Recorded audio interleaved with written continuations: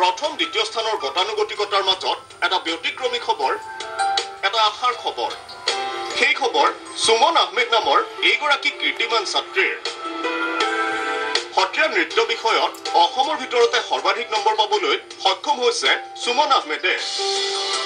সুমনৰ এই কৃতিত্বৰ খবৰ পাই উপস্থিত হৈছিল আমাৰ সাংবাদিক হানিফ আলী। হানিফৰ প্ৰশ্নৰ উত্তৰত সুমনে কি ক'লে শুনক। প্ৰথমতে সুমন আহমেদক আমি DY365 তৰফৰ পৰা সম্বৰ্ধনা জ্ঞাপন কৰিছোঁ। মই তেনেকুৱাকে ভাবিছিলোঁ, কিন্তু যেতিয়া মই আকাংক্ষিত বেছি বাঢ়ি গৈছিল তেতিয়া মই সেইটো খুব শ্ৰদ্ধাৰে চেষ্টা কৰিছিলোঁ যেন সকলো কলেজতে এইটো ছাবজেক্ট হয় আৰু চবে যাতে এইটো ছাবজেক্টত আগবাঢ়ি যায়।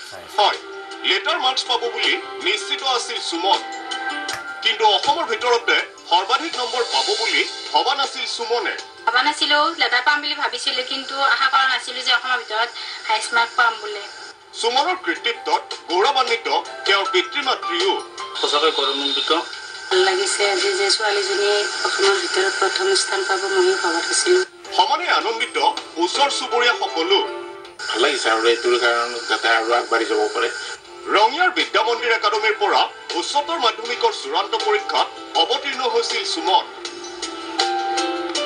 সৰুৰে পৰা নৃত্য গীতত ৰাপ থকা সুমনে সত্ৰীয়া নৃত্যক বাছি লৈছিল এটা বিষয় হিচাপে।